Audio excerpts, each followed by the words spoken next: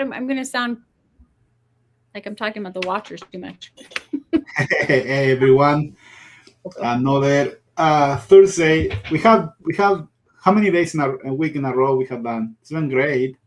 A lot, but I think it might only be like 2. I don't know. Maybe we're at 3, 4. I don't know where we at. No, we have done quite a bit, but we still stuck, right? So we're gonna do 3 probably weeks on, and today you're gonna realize why. We're gonna do 3 weeks on Isaiah chapter 14, and I assume after that will be 1 chapter a week until probably Isaiah 19, which is a more dense chapter. But yeah, this chapter for sure is loaded. So everyone, just say hi if you can. Hello, Erin. Now we can see your true identity. So we're happy to see you, your name. But if you're watching the recording, which most people watch the recording, make a comment too. It will be nice to get some feedback from everyone. So, guys, any opening remarks before jump in? We're on our 4th week, so you're right. 4th week in a row. I know no comments. You start it off. Okay, let me see if I can do 1 second.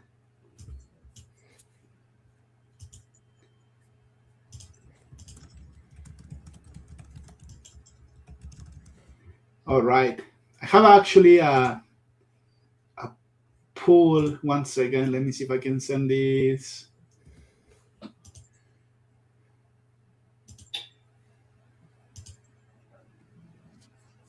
Will that work?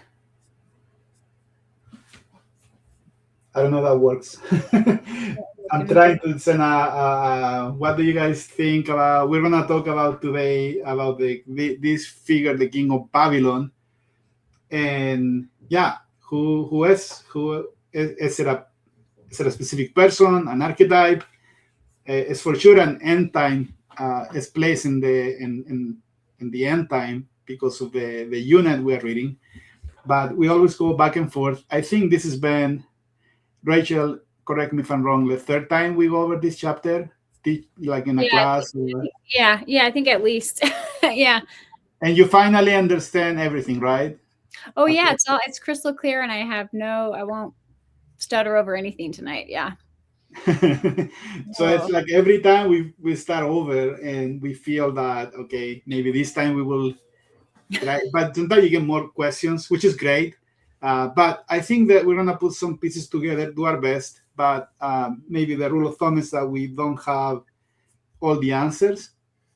And it's not the purpose of prophecy to have the whole perfect puzzle interpretation. But I hope that the Spirit can help us to understand these higher realities. And so when they happen, we can be ready. That is always an everlasting principle that this applies to any moment, anytime. The hour always is the current hour when these things can be fulfilled too. So anyway, let's jump in. So context, we are in the unit, which is Isaiah 13 to 23, Isaiah 13 and 14, specifically about Babylon. Isaiah 13 was about the end time. Well, it's eschatological in nature. We saw the connections to this cataclysm event. And so it's the fall of Babylon as the system. And then Isaiah 14 is it's a song. In Hebrew, it's a masa or a tant against the king of Babylon, which is technically we're making fun of him, but he becomes like a proverb, an eternal, a song that we can learn from his falling. And anyway, so let me hide this thing. Cameron, you want to start reading? Yeah, I can kick us off. Perfect. All right. Sheol beneath is stirred up for you to meet your coming, rousing the shades for you, all the leaders of the earth, raising from their thrones all the kings of nations.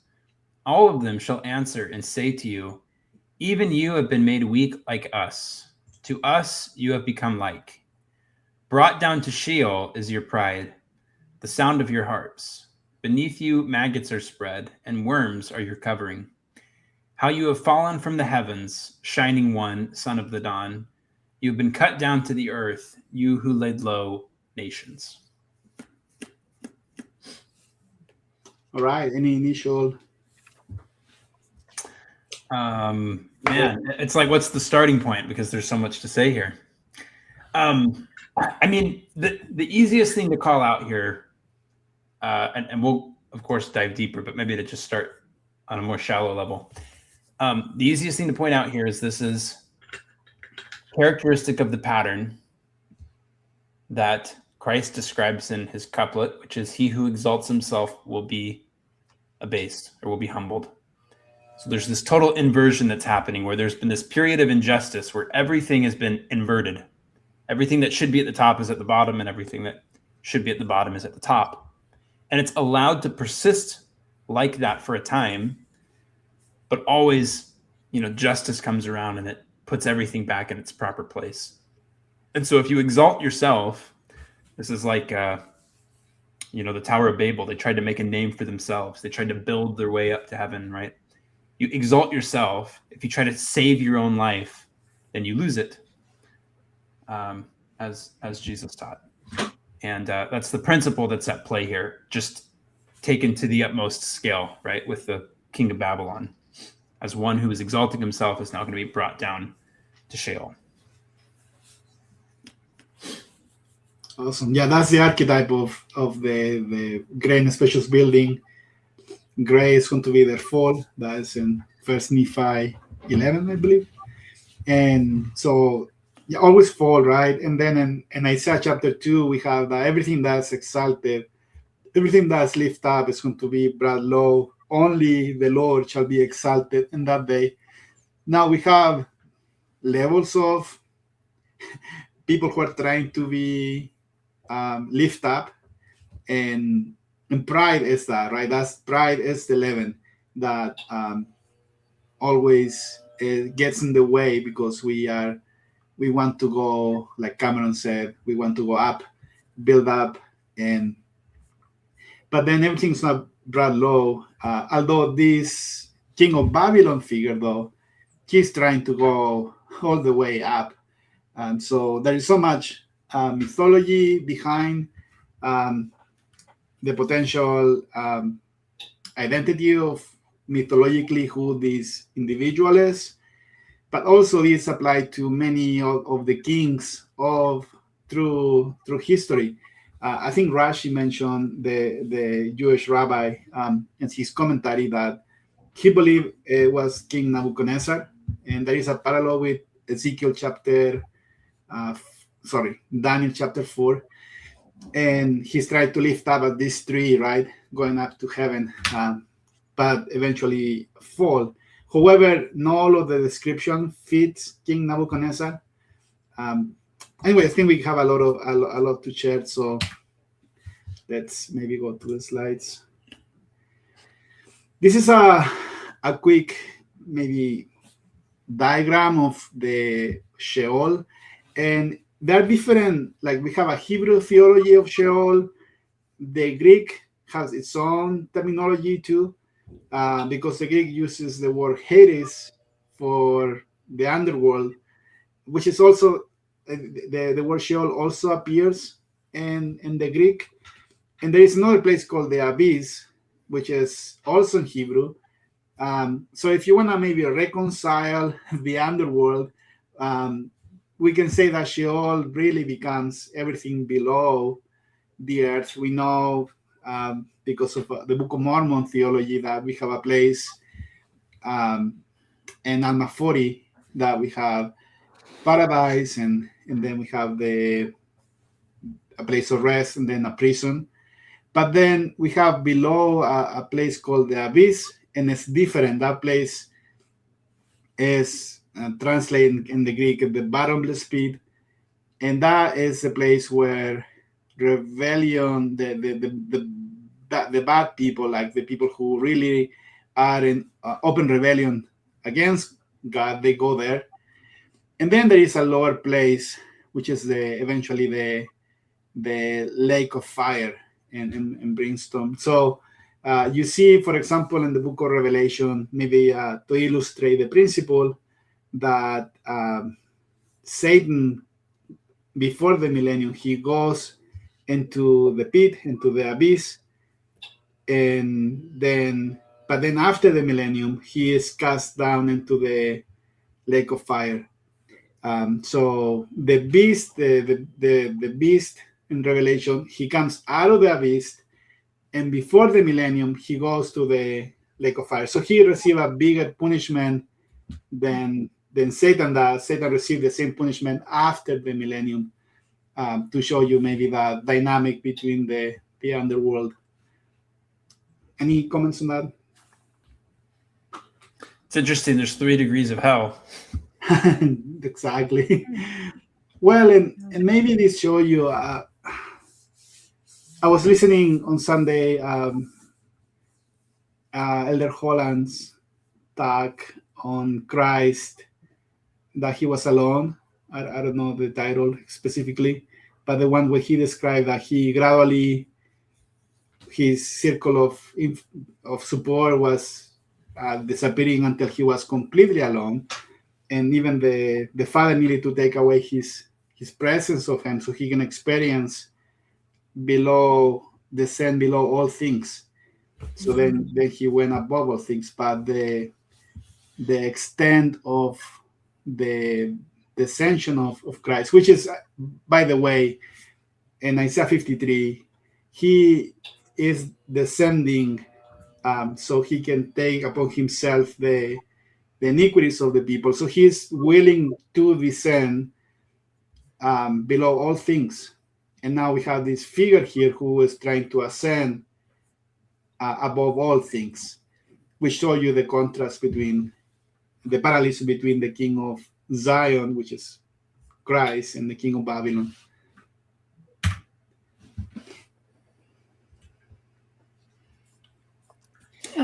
Let's see, go down a couple more. I think this is. Let me make one quick comment, because this is a thought that I've had. I don't know any other context in which I would probably ever bring this up in conversation. So I'll take advantage of this slide. That's a fun intro. I always feel like Cameron. Well, the thought is just this. There's this pattern of reverse ascension, right? It's like an equal opposite descension that's going on, where we talk about, the Lord. There's a descent phase and there's an ascent phase. There's that line in the Prophet of the Restoration movie where Joseph says, "The Lord will bring you low so that He can lift you higher." I remember that. Right. The idea is, if you, right, this will be a small moment, and if you endure it well, God will exalt you on high. So you do these little dips, and then you come up higher than you were before. That's sort of the pattern of discipleship. And I think what you see here is there's an opposite pattern, it seems like, an inverse pattern, where like those that are cast into the abyss and are locked away, when they come back, they return deeper than they were before, right? Then they go to the lake of fire, the second death. And then Satan is cast into the abyss and he's locked away during the millennium. And then when he comes back the second time, right, after the end of the millennium, the battle, then he's cast into the lake of fire. So it's like this inverse, where you go deeper and then you come up, you get like another chance, and then you go deeper again. So just interesting to notice. Yeah. Because they've exalted themselves higher than they were supposed to, right? So then they go deeper then. Right. And then people in the millennium, sense, actually, I like that as a pattern. They move to a terrestrial, and then after, so there's like one group going up, one other group going down, and you see the gap, the division there. That's very cool.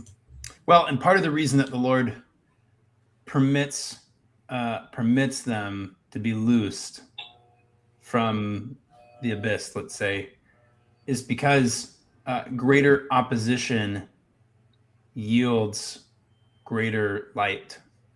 And so ultimately, and this is way, way beyond the stage that we're at, but it's the same principle. Ultimately, this world will have to transition from a terrestrial sphere to a celestial sphere. Right now, we're just trying to get from a telestial sphere to a terrestrial sphere. And that's of course, the feat of all of creation thus far. But it will have to go even higher than that at the end of the millennium. And the only way it can do that is by facing and confronting greater wickedness and darkness. So Awesome. Okay, go one more ahead of this, because I think I have a copy of this, but then I have another one that has the picture. This one? Yeah, perfect. Okay, so what was the scripture? We talked about that his covering will be maggots and worms. It will be spread, and he'll be spread and covered in the pit here. And so the word, I don't know how you say this one. I don't know if it's tola. I didn't look at how you pronounce it. Tola, yeah, tola. Okay, maggot. my mission there. Really? Willa? Oh, Tuwilla, you're right. That's a good one. Okay, so this grub and this worm, in ancient times, it was used for the dyeing of fabrics. And it was an actual worm. We talked about this back in chapter 1 of Isaiah. And that scripture earlier was where your sins will be as scarlet, but they could be as white as snow, red like crimson, but they could become wool. And so this worm I had shared earlier, so the one in the pictures of the cactus is not the exact worm, but it's a similar type, and it's used in a lot of food dye and edible food. If you see it on there, is like I think it's labeled as carmine red. And if you squish this little bug, its red guts come out. And it's very similar to this other kind that lives on the Kermes oak in the Middle East.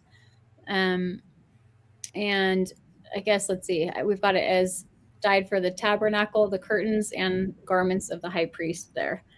And it's funny because I do recall it's translated as scarlet stuff often. And so I don't like the word stuff. I don't know why they use stuff there. Maybe because you're not saying it's worm juice or, it's scarlet worm guts, but anyway, so this interesting play of it being a red dye, but then the idea that it's through Christ's blood and that atonement that your sins become white. It's kind of an interesting play on words there. You guys want to add anything to that? Well, yeah, no, that they use the dyeing for the covering of the tabernacle, which is symbolic, came from this crimson worm. So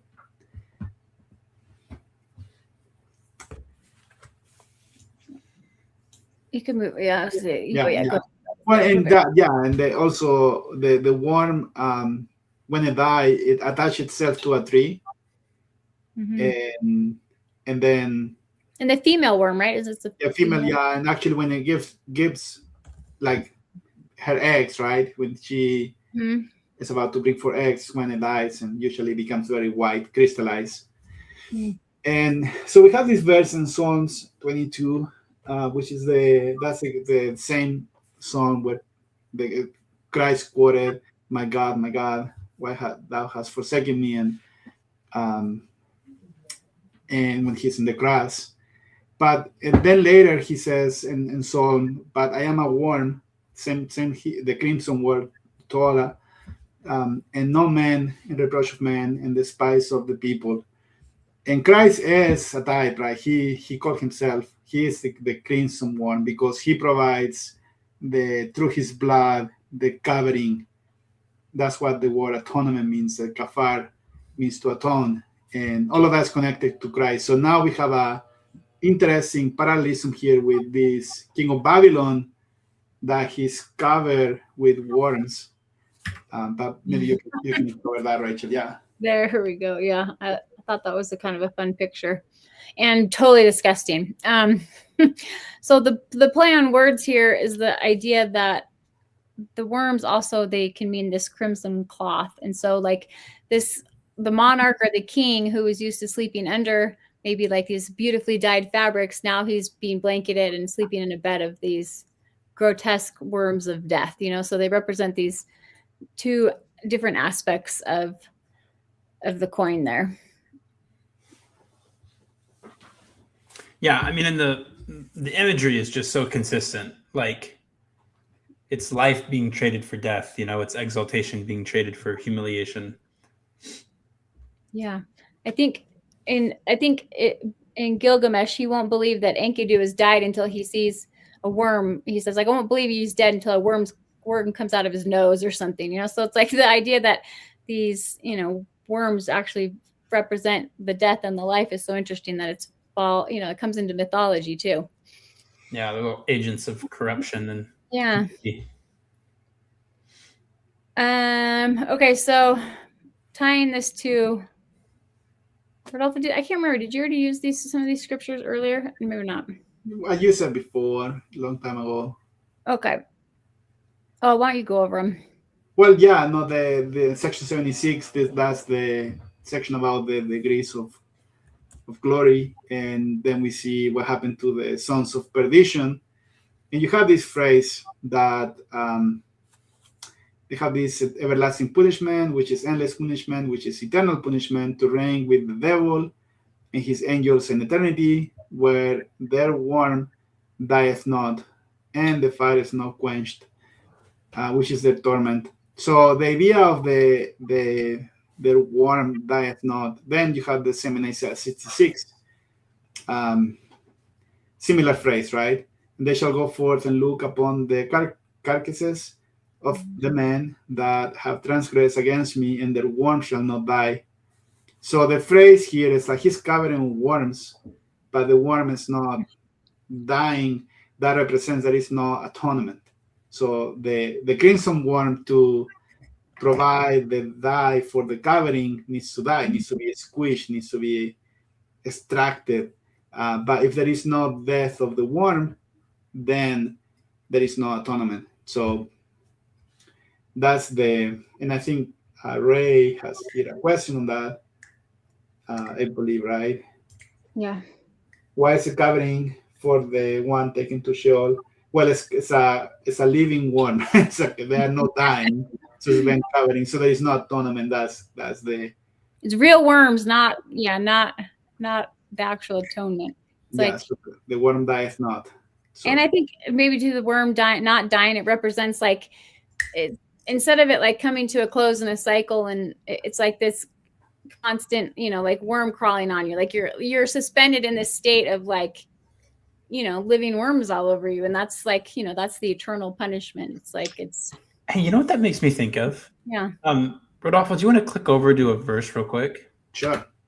2 Nephi 9. And look for angels to a devil.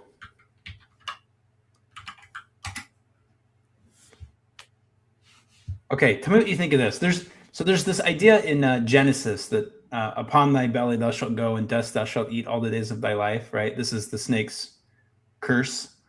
And Adam's made out of dust, right? And so, like, it's the lot of evil spirits, you might say, to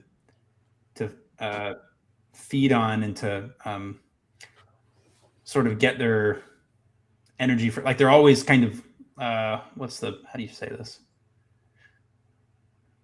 Like that they can never quite satisfy what they need. They're always like longing for the flesh that people have.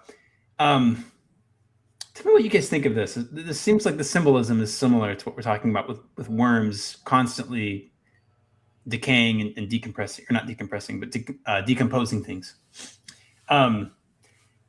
As the Lord liveth, for the Lord God hath spoken it, and his eternal word, which cannot pass away, they who are righteous shall be righteous still, and they who are filthy shall be filthy still.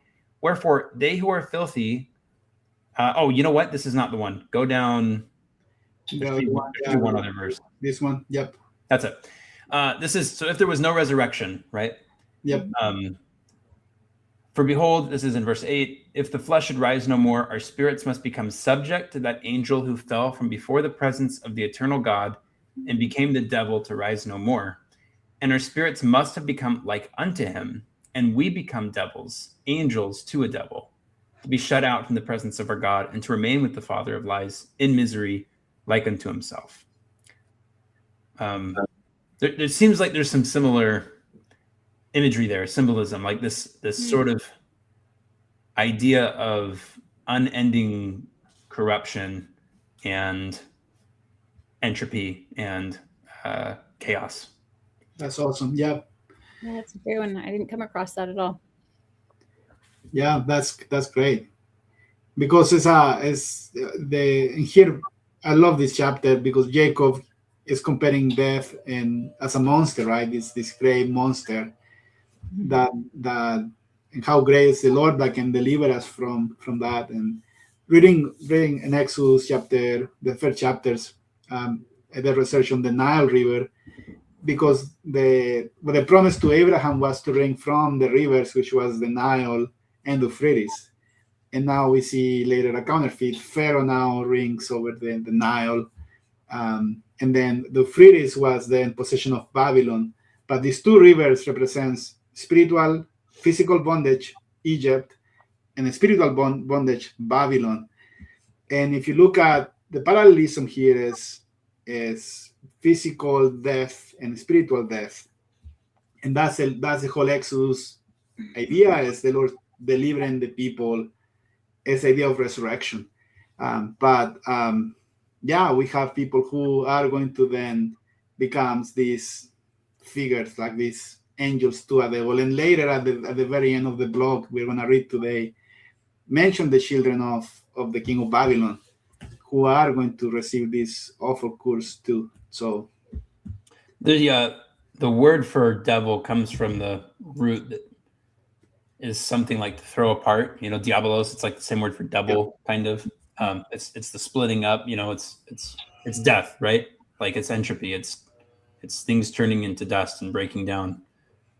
Yeah, I remember before my conversion, once I found this game that a friend let me play it called Diablo. Pretty awful.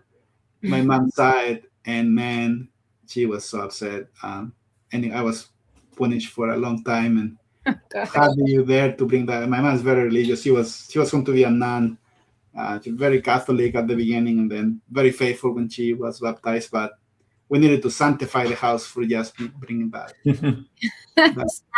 Diablo game. Anyway, sorry, Rachel, keep going. So I just want to talk about the stars a little bit, since we're talking about this falling. And then I just thought I came across this when I was reading and thought it was interesting. Just the idea of Jesus, when he was born, the three wise men, they mentioned that, where is he that is born King of the Jews? For we have seen his star in the east, and we come to worship him. And so there is a little bit of this idea in not only the Canaanite world and mythology, but across everywhere where there's star worship going on. But then we do see also this tie to kings and stars, or stars, and it represents a certain point of ascension too. So we bring Cameron back in. He's trying to fix his camera, he says. We lost him. Oh, what is he? He's back. There we go. It just took me backstage, so I could still see you guys, but oh, that's good. I was gone. Okay, so when I was looking at all these different stars and parallels to stars, I kept thinking, in my head kept coming, Alex, I'll take, the category of things that fall for $200. And I just kept thinking of Jeopardy. So I just threw out some of these questions here. I don't know if anybody knows the answers to them. We can give the answers at the end. I just thought I could read them real fast. And you guys will actually, if you guys want to answer them, you can. No. I've always thought we should play a game show, a scripture game show. It would be really fun. But if I just read them real quick, then people can either answer in the chat or they can wait till the end. But so the first one for $200, not real money. We're playing with monopoly money here. In prophetic imagery, these heavenly bodies tumble from the sky when the cosmic order collapses. And then for $400, according to the book of Isaiah, these fall from the vine as a metaphor for nations collapsing. And then for 600, these fruits dropping from a tree symbolize kingdoms shaken from power. And then for 800, an apocalyptic imagery like that of the book of Revelation in 6:13, the sky drops these like untimely figs shaken from a mighty wind. And then for 1,000, this Old Testament prophet compares the fall of heavenly hosts to leaves and figs dropping from trees. So I'll throw the slide up with the answers at the end. If you guys know those, you could also drop them in the chat. Very cool. It was just kind of fun. It really just kept hitting. I didn't even watch Jeopardy that much, but when my mom was pregnant with my last brother, and we're 14 years apart, she was really sick. And so at the end of the day, she would turn on Jeopardy. And I remember it was on like every night at 7, and she'd lay in front of it sick. And so it's like, I can always hear it going on, but okay. You know what just occurred to me on stars? Totally. Maybe this is obvious and everybody like knows this, and I'm just like late to the party. What do we call our actors and actresses in Hollywood? Yeah, that's when I did A Star Is Born. That's what I thought of. I was like, yeah. I've been to Grauman's Chinese Theater where the stars are on the ground there. They're totally replicating the whole system. Yeah, totally. You're literally calling American Idol. So yes, I hadn't thought of that. Good call. Yeah, and they get a star and in Hollywood. Yeah, so there is something.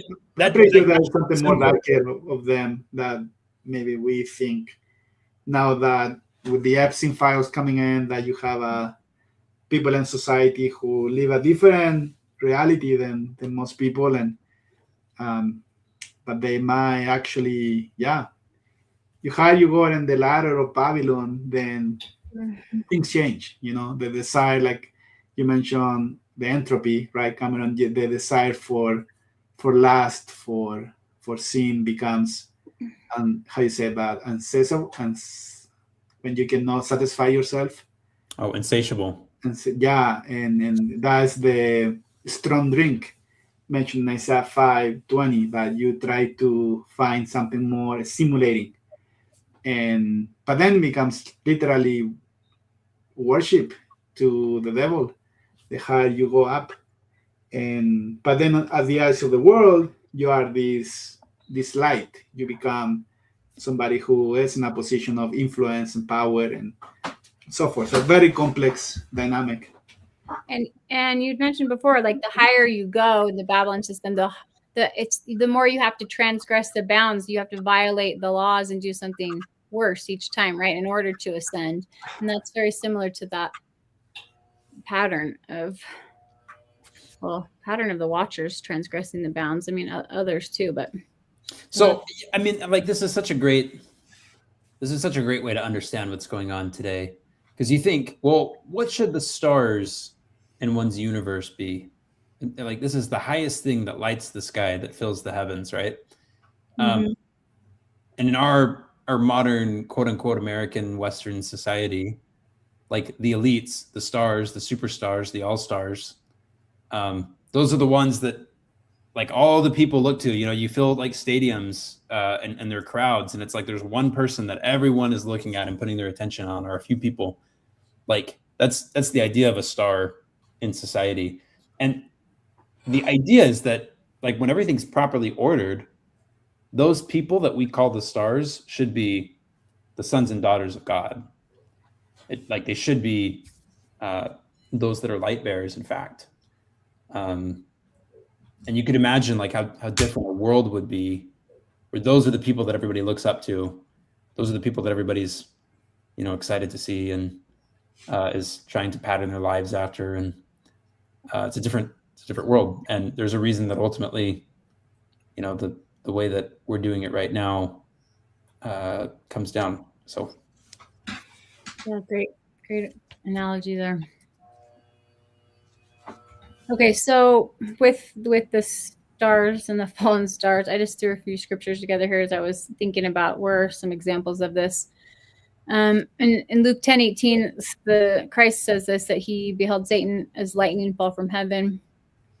In D&C 76, I think we've talked about this one already, but an angel of God who was in authority in the presence of God, he rebels and he's thrust down from the presence of God and the Son. And here it's mentioned as Lucifer, but says he's fallen, even a son of the morning. And it's funny just to have the fallen there twice, because that's similar to, isn't the Babylon phrases, she's fallen, isn't it twice? Yep. Then Psalms 82 is another one that's really interesting, where he's basically calling out some form of an assembly of gods that have been in charge, and they're not doing things correctly or righteously. He says, "Then ye are gods, all of you are children of the Most High, but you shall die like men and fall like one of the princes." So one of the side quests I got stuck on was comparing the idea of gods and being godlike to that of man, and what the difference is. And a lot of it was immortality versus death, and being, able to die like a man versus a god who's immortal. So that was kind of an interesting side quest. But then Revelation 8, 10, 11, we've got there's a star that falls from heaven, and it's burning as a lamp, and it falls on a third part of the rivers and upon the fountains of water, and the name of the star is called Wormwood. I guess that's still something to come. Let's see. And the fifth angel sounded. This is another Revelation 9:1. And I saw a star fall from heaven into the earth, and to him was given the key of the bottomless pit. So there's some other future events where they're related to stars falling. You guys have anything else on that? Go ahead. I've got something on the idea of the pattern and how it kind of spans across time, but I'm not sure if this is the best place for it. It might be better to resurface it a bit later. Whatever you want. Don't forget about it though. Put a pin in it. When we do that, then we forget. Then geez. Well, I've got a slide pulled up here that I want to share out. So okay. I hopefully won't forget. Okay, so this will basically answer all the Jeopardy questions if you're paying attention. Isaiah 34:4, and all the hosts of heaven shall be dissolved in the heavens. And someone talked about this, was it last week or the week before? They had mentioned in the chat about the scroll being rolled together. And here's finally the scripture. And the heavens shall be rolled together as a scroll, and all their hosts shall fall. As the leaf falleth off from the vine, as the falling fig from the fig tree. And then again, we've got Revelation 6:13-14, and the stars of heaven fell into the earth, even as a fig tree casteth her untimely figs, and she is shaken of a mighty wind. I think wind is also maybe one of the definitions of the word from about the Sapon in the north, or Stefan. We're going to talk about it later, so remind me if I come back to that. And the heaven departed as a scroll, as when it's rolled together, and every mountain and island were moved out of their places. So basically the things that are falling that at least have some form of connection are stars and figs and leaves, and this heavenly host, which made for a really great image. That's scary. Yeah.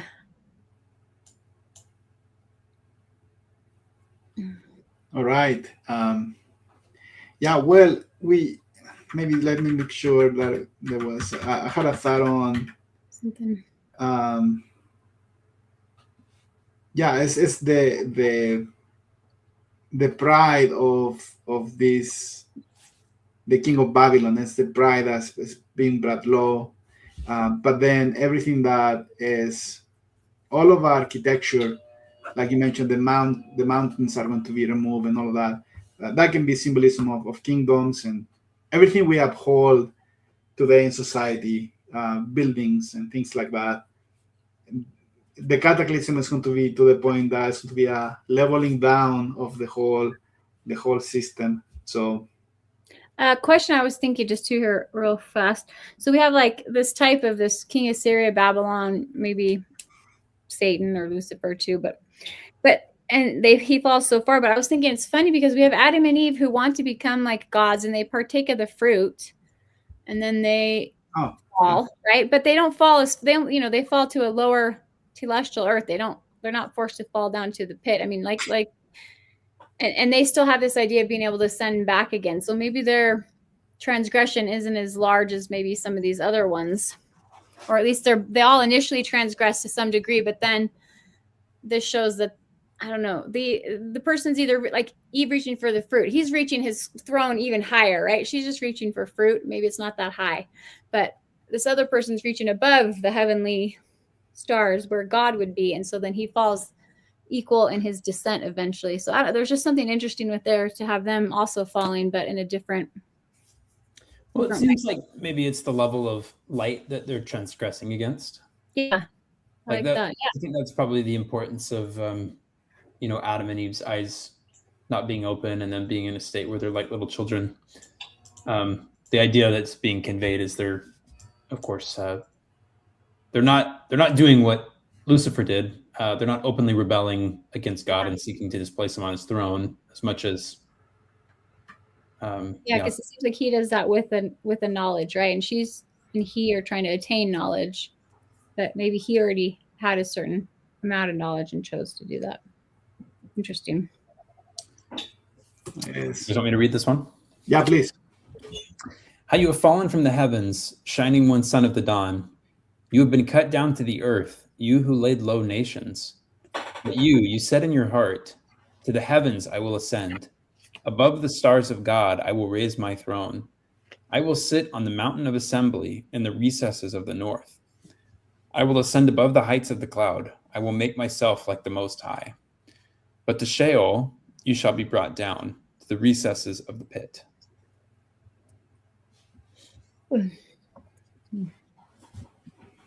Well, he wants to be higher than God, not just like the gods.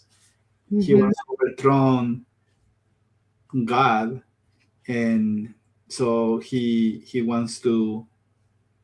Yeah, he's the desire for power and authority and dominion is it's at the point of rebellion against God. So I think it's different than Adam and Eve, right? That was more like a deception to become like unto, not have knowledge. But here we see a completely different dynamic. Yeah, there's this consistent theme that we see in Daniel and in the book of Revelation as well, where the tyrant who's being likened unto Lucifer, it says, is given a mouth where he blasphemes great things against God. And what's being conveyed there is this idea of setting oneself up even higher than God, right? Posturing as though you're greater than God, putting your throne above the glory of the Most High. What kind of ego do you have to feel and think that? I just kind of can't even imagine what. I mean, I guess we're going to see what that looks like in a person probably eventually. But yeah, it's kind of hard for me to. I think you probably have instances of like Hitler and even like Marx. Marx maybe more so have kind of almost this like anti-God sort of spirit. Yeah, good point. Yeah. And I think maybe it's something like that. It's this flipping of the narrative where it's like actually God is the source of all suffering and the bad guy and the evil one. And I think that's kind of the foundation for it. And if we look at the maybe the context and the Asian Near East, Yahweh was one God among gods, and there was this idea of kings that they became a god, and you see that in the king of Assyria, he thinks he is God. The king of Babylon, Nebuchadnezzar, also he thinks they believe they are at the level of the God of Israel. The God of Israel is just one God among all the other gods. And the idea here is to prove, the whole book of Isaiah is to show that there is nothing greater than Yahweh. He is the Almighty, the mighty one, the El Gibor. He is above all other gods. And that somehow that translates to our day too, that we have the idolatry we put things in a position, they play a position of gods. because Isaiah is speaking for our day. And what we think sometimes is, like Jordan Peterson speak about this hierarchy of value, and whatever is at the top of our interest, what we use our time for, what we serve for, that is our God. And although we might say we worship the Lord, we are actually worshiping other gods if our behavior doesn't match the true worship of the God of Israel and what that should, what the result of that worship should be. So anyway, we have so many slides on for some of this, the terminology here, and the King James version is a little deceiving.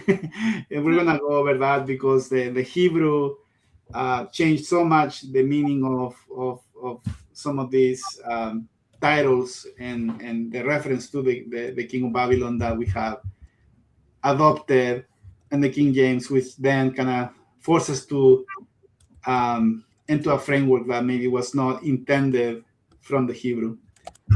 So Rachel, you want to read this? Well, yeah, we can go over it together here. But so this was the first year that I was like, wait a second, Lucifer's that's not accurate, I don't think. So in the King James, Lucifer is in there, but it's an Italian word, and obviously whoever decided to make that translation inserted that there because this is the Hebrew word Hallel, and halal is the root word for. So the original word is like shining one, morning star, and the root of it is to shine, and it means to boast, to be praiseworthy, renowned, rage, foolish, to rave, and actually madman is like one of the definitions. And immediately I always think of Nimrod because he's always defined as like a madman, right? And I always thought, why is he defined as a madman? Why do they always say that? Nibley always says that, but I think this is why, because it comes back to this root word, meaning to shine or boast.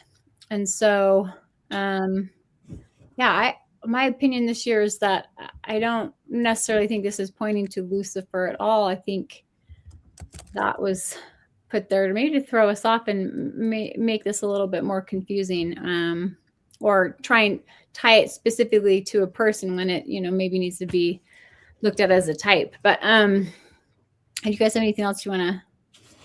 Well, I think that maybe the trap here is you're going to read this in our theology, and I have a couple of parallels later with section 76, that you read this and, you assume this refers to the premortal fall of Satan as Lucifer. And my thought is this can be, again, it's the fact that this is a song is a taunt. There's an archetype. However, that's applied to somebody in the end time. That's the specific positioning of this chapter. It's after the fall of Babylon in the context of the end time fall of Babylon. So it can refer to Lucifer, but eschatologically. So in the end time, doesn't refer. I think the trap is you look into this and we vaguely mention Lucifer fall and the premortal life of him and so forth. That doesn't fit what Isaiah 14 is saying. So I have something on this. Oh, I don't know if it's the right moment. Maybe it is. Let's go ahead. Let's do it right now. Sure, go for it. Okay. Let me hit share. So are you sharing? 1 second. If you're gonna share, I need to allow you to have the keys of sharing. You need the keys to the kingdom here. So just throw it on the. I need to, some of these slides might be mixed up, but there's just one in particular that I need to share. So, okay, let me just preface this by saying,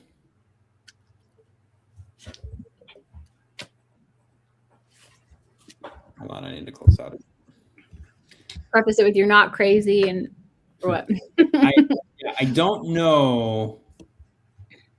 I don't know, like, for sure that this is true, but there's enough to make me think that it is true.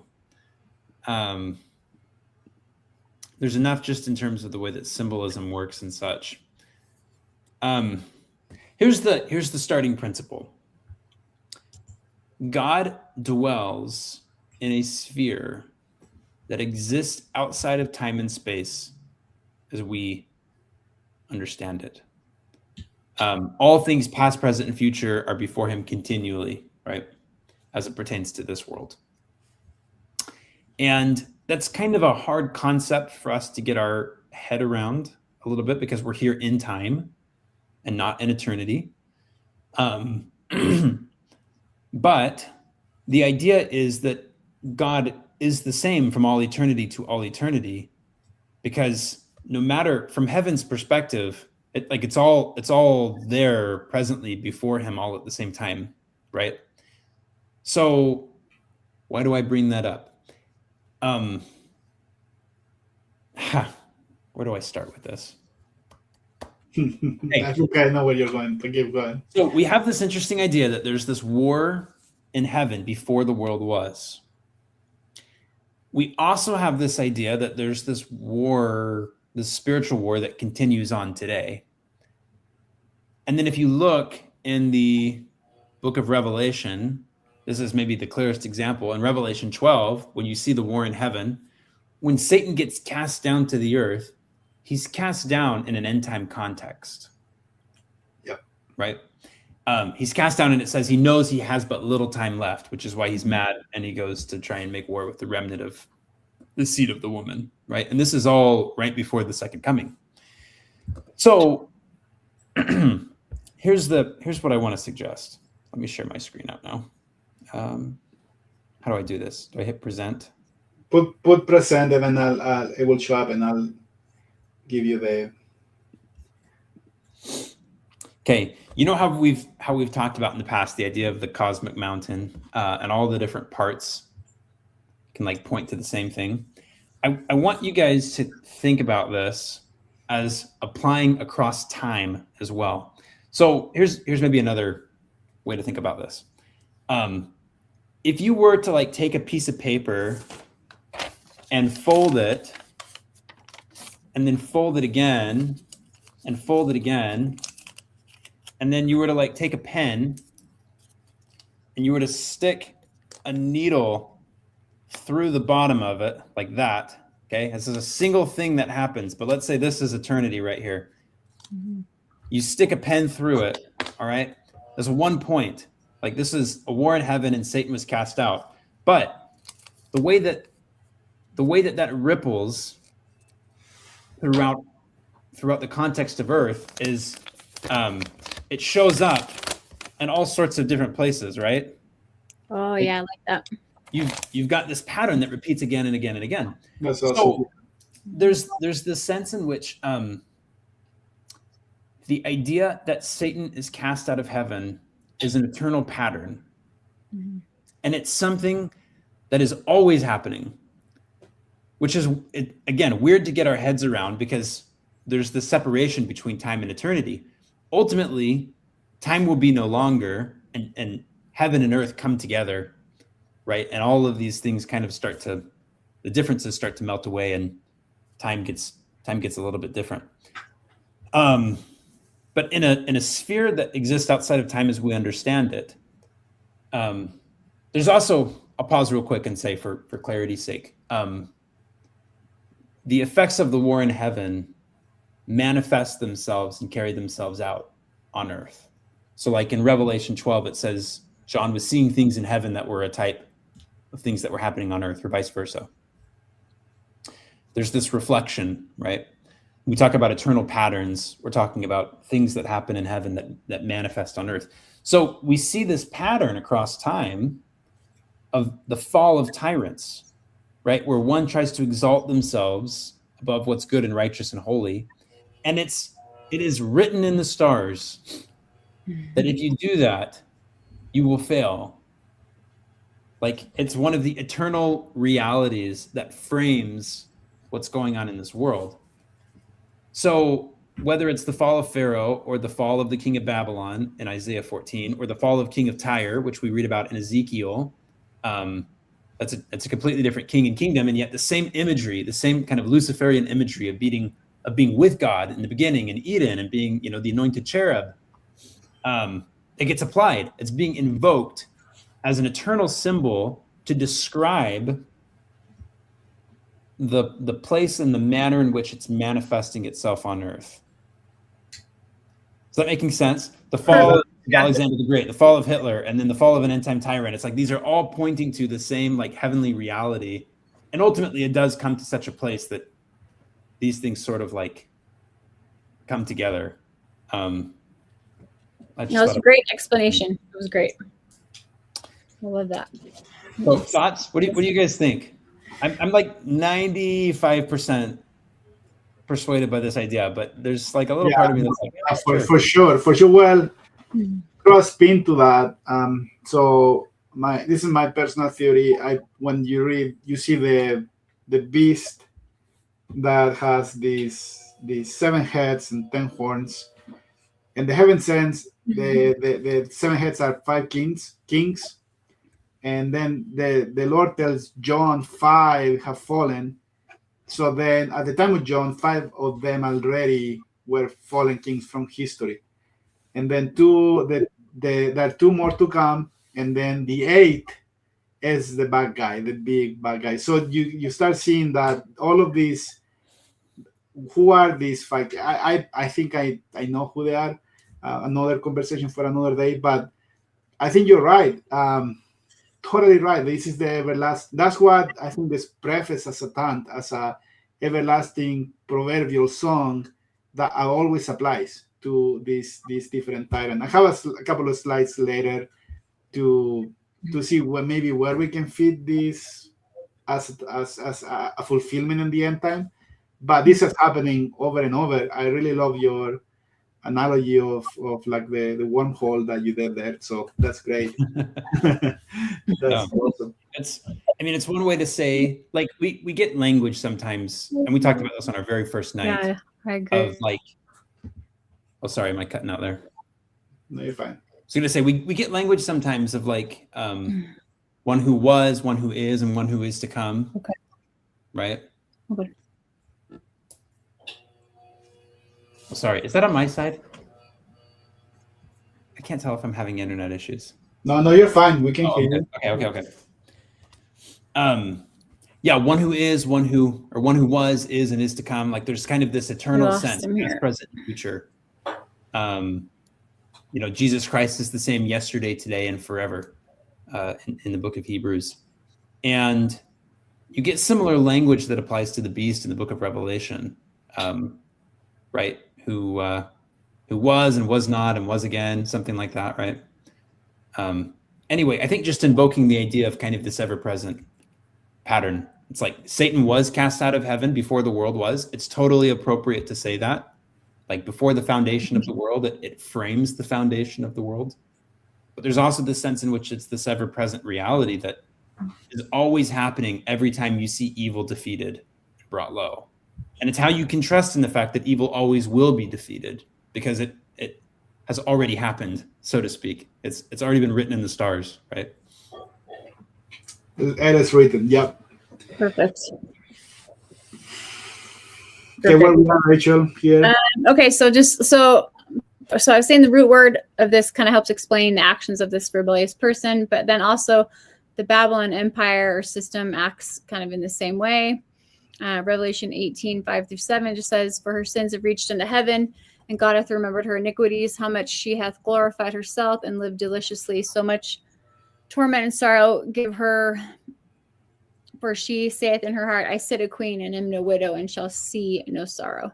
And then Jeremiah 51:53, "Though Babylon should mount up to heaven, and though she should fortify the height of her strength, yet from me shall spoilers come unto her, saith the Lord." So just kind of the same similar idea. And this is the name Lucifer that Rachel, you mentioned that, right? But you can read the slide.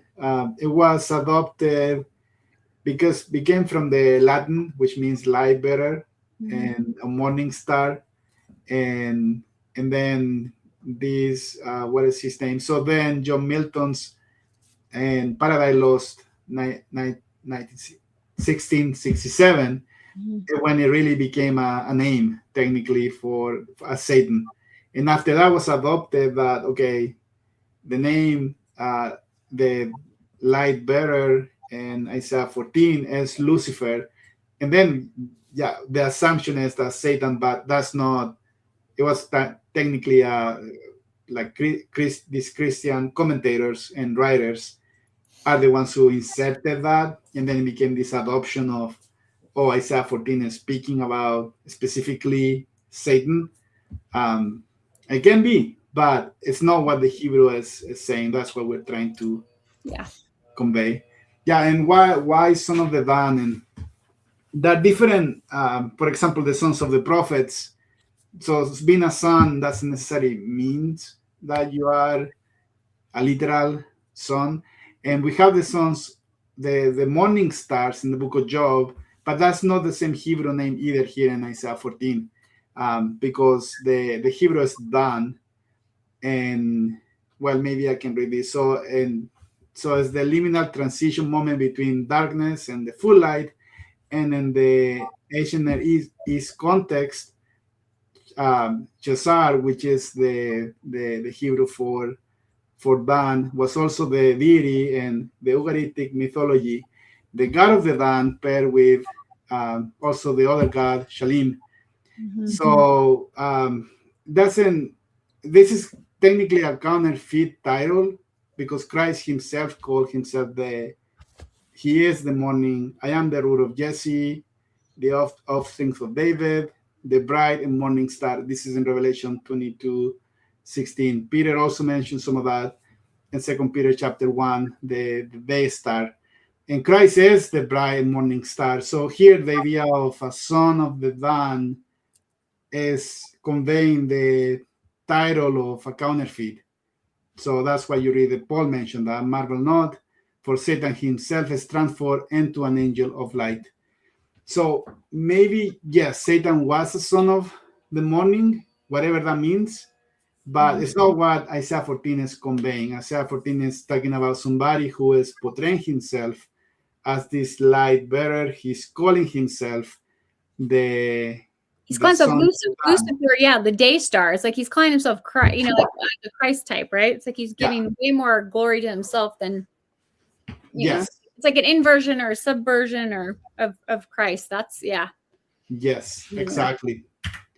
And I think that only matters to me this year around, because Lucifer is often, there are certain sects and people that's their god, right? So to replace him and to define him as Lucifer, the day star, which is Christ's title, is like, it's a sneaky way of kind of pushing that type in there. So anyways, that was my point without saying too much, or I don't know. Okay, so this pattern of exalting oneself, 2 Thessalonians 2:3-4, let no man deceive you, for that day shall not come except there come a falling away first, that man of sin be revealed, the son of perdition, who opposeth and exalteth himself above all that is called God, so that he is God, sitteth in the temple of God, showing himself that he is God. So here's maybe where like an end time fulfillment is going to come for something like this, right? I mean,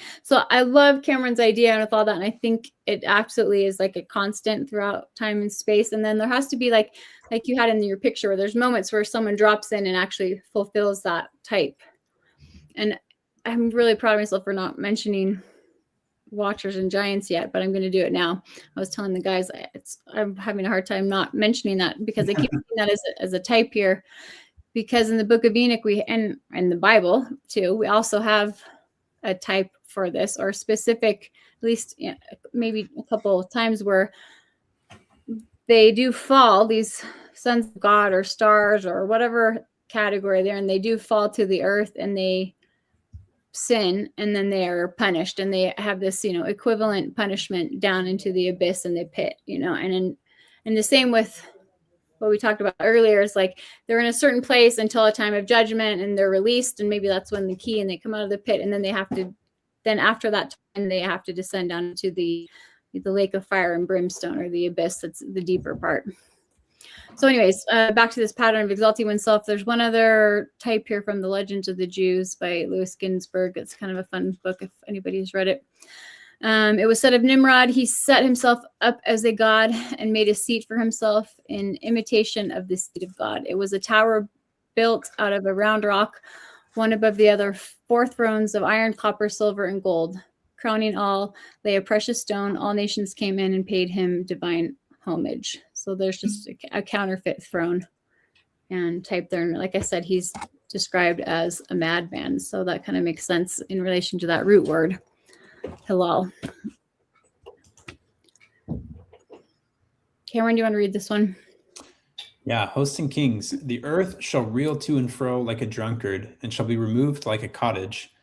And the transgression thereof shall be heavy upon it, and it shall fall and not rise again. And it shall come to pass in that day that the Lord shall punish the hosts of the high ones that are on high, and the kings of the earth upon the earth. And they shall be gathered together as prisoners are gathered in the pit, and shall be shut up in the prison, and after many days they shall be visited. So just again, that idea in parallel, we have, heavenly host in heaven with kings on earth, and them being gathered into the pit. And this, I don't know what the pit, I don't know the word in Hebrew is for pit there, but prison makes me believe it's not as deep as the abyss. But I'd have to look at it. I don't know. We could go to searchdiligently.net right now. There you go. 20. Let's see. I bet I could. How can you get it? Let's see. Let's go. So it's verse 22. 24, 22. That's the host of heaven.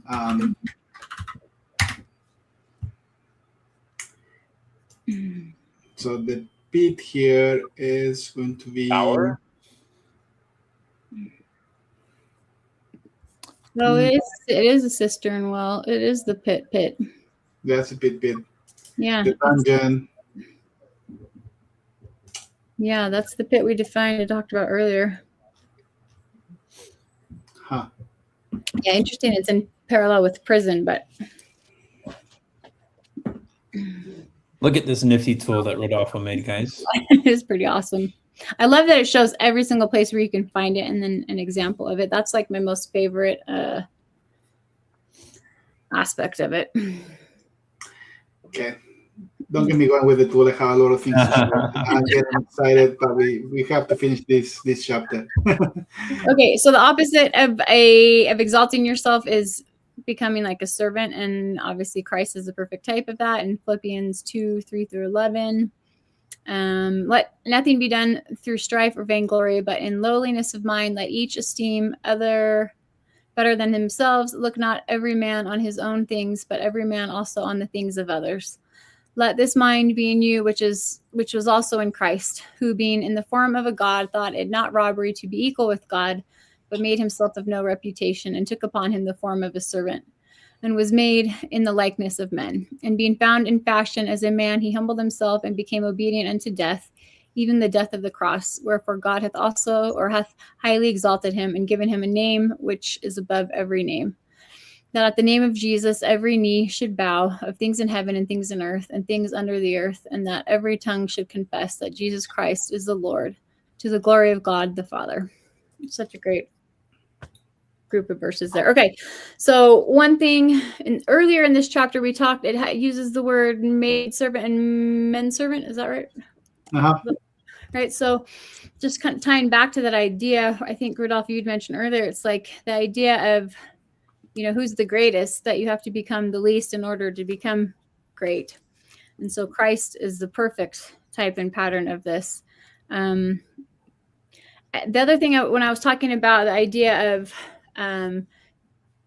being God versus man and what the differences are, and in this example where the person is trying to be godlike or higher than God, I guess is what it really is, and that there's something wrong with that, is I liked this because it says that Christ, he didn't think it was robbery to be equal with God or to maybe become like a God, right? But he doesn't do it in the same way that this person who exalts themselves does it. He does it by, descending and humbling himself first. And so I thought that was a good example of pointing that one out. And the principle of descent is to do the will of the Father. So, and the will of the Father he was in 35:11, right? That I was lifted up upon the cross. But that's a pattern for all of us, that whatever the will of the Father is, that's our maybe the descension of the flesh. It goes against our will, so it looks like a descension. But on the other side, and the flip side, is ascension. That's how you become closer and closer. But maybe at the eyes of the natural man, that represents something that in the eyes of the world is lower, but it's the inversion. So that's a great scripture. Okay, so also this other thought I had in this, we're talking about ascending, right? Because he says, to the heavens I will ascend, and the same word that is like to climb. And so one of the themes in Isaiah we always talk about is the mountain and this path of ascension, or going up to the house of the Lord, or the mountain of God's house, or whatever it is. There's different translations for Isaiah 2:3 there. So we have this idea of ascending and going up, but climbing can also be another word for that. And Moses 7:53, I thought this was a great scripture. The Lord said, blessed is he through whose seed Messiah shall come. For he saith, I am Messiah, the King of Zion, the rock of heaven, which is broad as eternity. Whoso cometh in at the gate and climbeth up by me shall never fall. Wherefore blessed are they of whom I have spoken, for they shall come forth with songs of everlasting joy. And so just there's this idea of how we're climbing up and how we're ascending, and that there's obviously a wrong way of doing it, because that's what we're being kind of shown in this chapter, is an aspect of exalting yourself or climbing and doing it wrong way.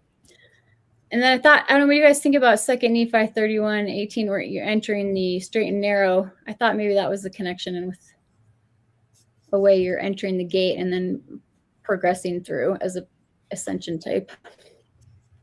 Yeah, I think it is. Yeah, it's the same parallel example as the straight and narrow path, climbing, same principle, right? Of ascension. So and there's the sense too. It's like the theme is really consistent all the way through. If you willingly enter into and accept death now, then life is the result. And if you try to hold on to life, then death is the result. Christ says, if you save your life, you try to save it, you'll lose it. And if you lose your life for my sake, you'll find it. The straight and narrow gate through which one enters is death, which is Christ, right? Like because of what he did, he becomes the gate. His atonement is the gate. And as you enter into him through that same pattern, right, as you're willing to empty yourself out and just receive what he has to give you, you're willing to let go of your image and your identity and your good name, or all the things that it says in Lectures on Faith, your good standing, before people. That's the key. I always think that Isaiah 14 and Isaiah 53 contrast really well with each other, because they're basically the inversions. Yeah. One is, somebody exalting themselves, taking all these things for themselves, and then being brought low. And then the other is the servant. It's Christ who's suffering, and then as a result will be exalted and will be the means of bringing about peace and healing and restoration for other people, and his seed will endure forever. So I think that's the straight and narrow gate that Christ asks us to walk through. It's death now for eternal life. Okay. That's what baptism should symbolize, by the way. But yeah, great. Yeah. So then these were just some examples of what seemed to me is, I don't know, like opposite of the way you're supposed to be climbing up. So this one from Amos 9:2-3, it says, though they dig into hell, thence shall mine hand take them. Though they climb up to heaven, thence will I bring them down. And though they hide themselves in the top of Carmel, I will search and take them out thence. And though they be hid from my sight in the bottom of the sea, thence will I command the serpent, he shall bite them. So there's kind of like a lot of play going on there, but the idea of climbing up to heaven and, the Lord, whatever it is, they're not supposed to be doing it this way. And then Yeah. First Nephi 14, there is this pit that's been digged by the great Aboriginal church, and the pit in itself is a trap. It's going to, and there is so many parallels here also with Second Nephi 26 and 28 that you think you are progressing, but actually you're captive. You are in the pit. You are not moving up, and people that know, like, Satan is trying to lead our souls to hell by not progressing. Although we have done, like you're looking at here, the behavior of trying to mimic the ascension experience. But if it's not happening, then you are in the pit. It's a trap. It's a deception. Yeah, that's great. I like that. That's a good example. Okay, so then another in Joel 2, which we've talked about Joel quite a bit, but they shall run like mighty men. This is talking about that crazy army. They shall climb the wall like men of war, and they shall march everyone on his ways, and they shall not break their ranks, neither shall one thrust another. They shall walk everyone in his path, and when they fall upon the sword, they shall not be wounded. They shall run to and fro in the city, and they shall run upon the wall. They shall climb up upon the houses. They shall enter in at the windows like a thief. So there's just kind of example of entering, not through the entry or gate like you're supposed to, but entering through a window, and puts you as like a thief there. Last one in John 10:1. I say unto you, he that entereth not by the door into the sheepfold, but climbeth up some other way, the same is a thief and a robber. There you guys go.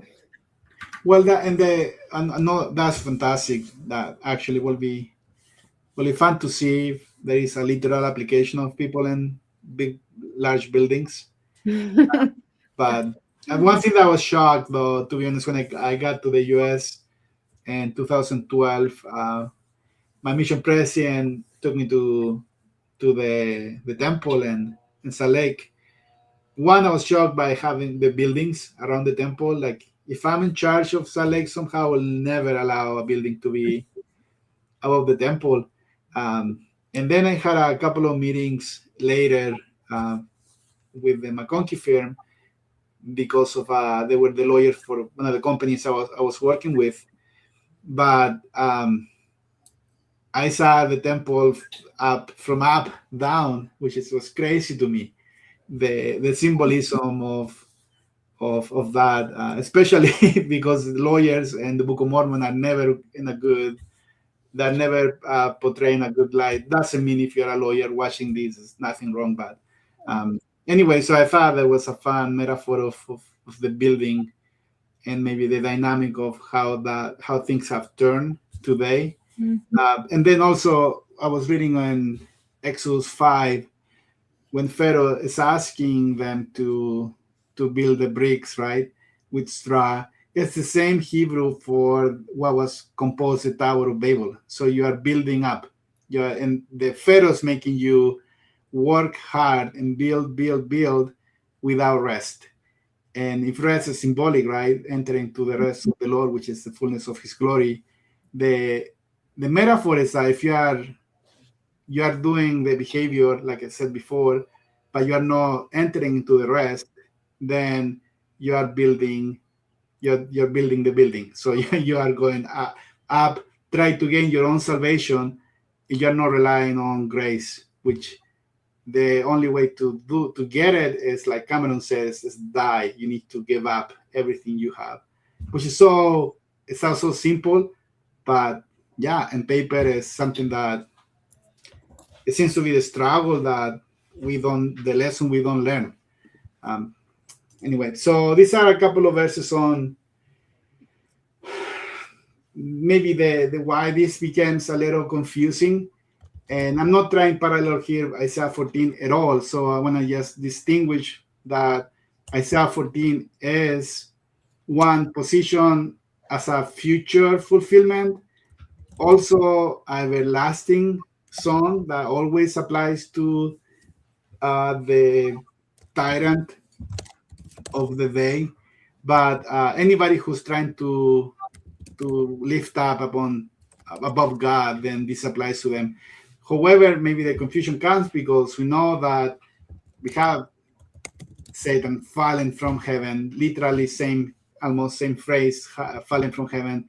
2 Nephi 2, this is what Lehi said, that an angel of God, according to that which is written, had fallen from heaven, wondering why he was reading to make that connection. We know they have some records we don't have, or he was taking it from Isaiah 14, I don't know. But he mentioned that. Then we have in Doctrine and Covenants, which is maybe the closest one, because he mentions the word Lucifer literally, although it's a made-up word. So how we reconcile that? And then mention the son of the morning, which again, both ideas are not necessary in the Hebrew in Isaiah 14, but it can be the case that because of some of the other records. What is the book, guys? It's the discourse of Abaddon. Yeah, Abaddon, yeah. Yeah, I mentioned Lucifer as I have a story. The bowing down, not bowing to him, Adam not bowing to him. Yeah. When he was in a higher position. Yeah. And then he reject worshiping the Adam, technically the body, and then that's when the conflict began. He became very angry because he wanted to be the first, and then as he's cast down by this mighty angel. But then here we have similar reference that he was called perdition, the heavens wept for him. He was Lucifer, a son of the morning. And behind, lo, he's fallen. You read that, even a son of the morning. Now, this is very interesting that he sought to take the kingdom of our God and his Christ.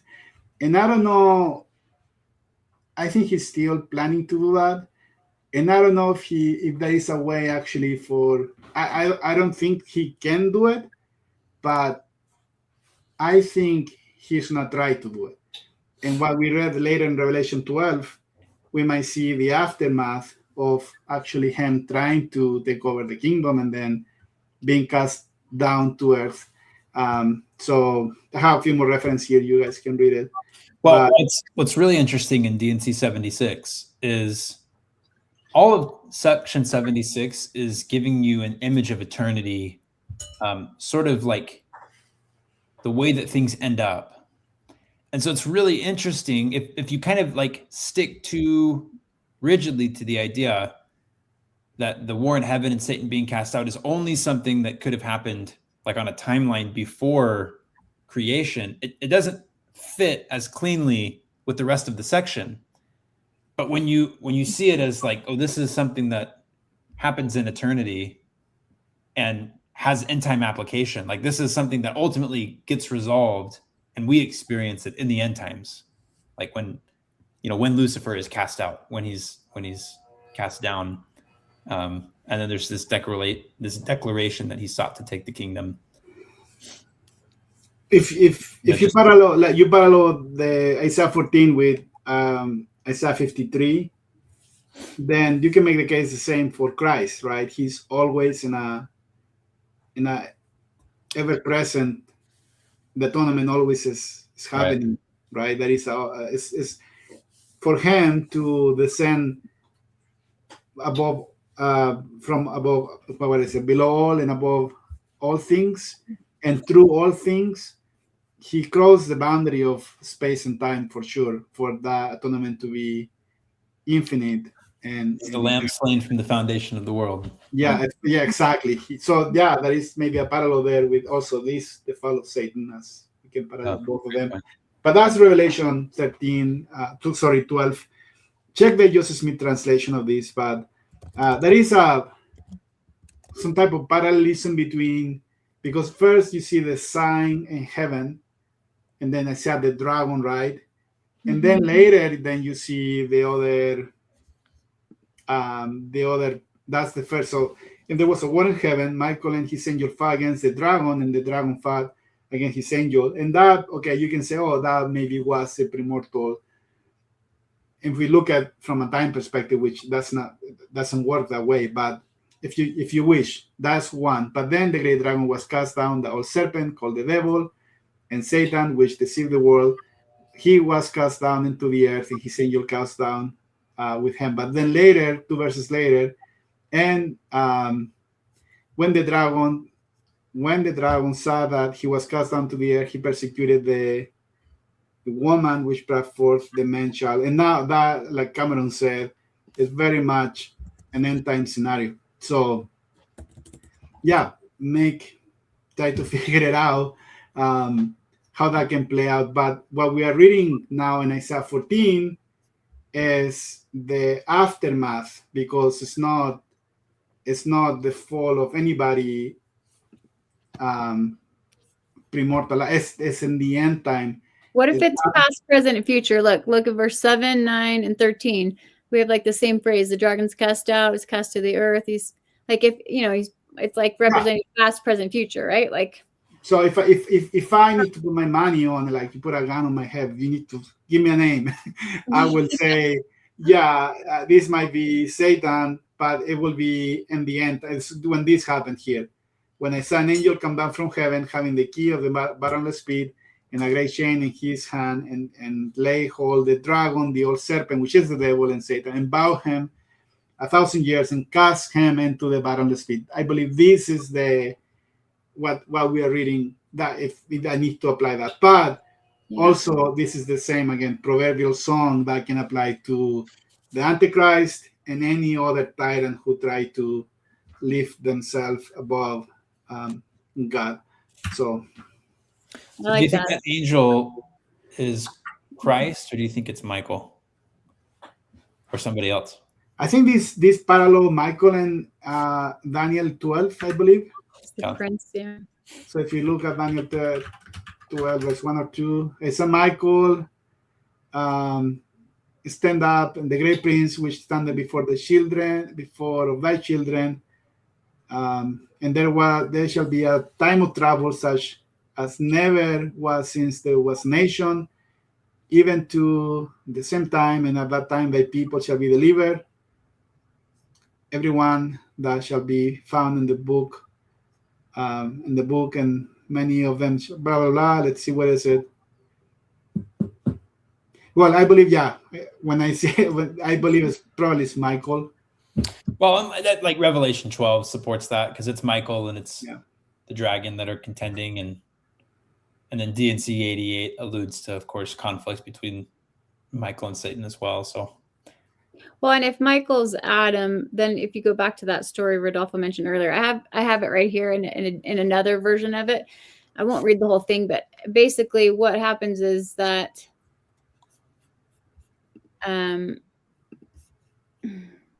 basically Michael, in this one, it's Michael asking Adam it's Michael asking Satan to bow to the creation of Adam, and Satan won't bow because he's like, I'm older than you are. I was created before you. I won't do that. And so I lost my train of thought. What were we saying before that? Dang it. I can't remember where we're going. Sorry, guys.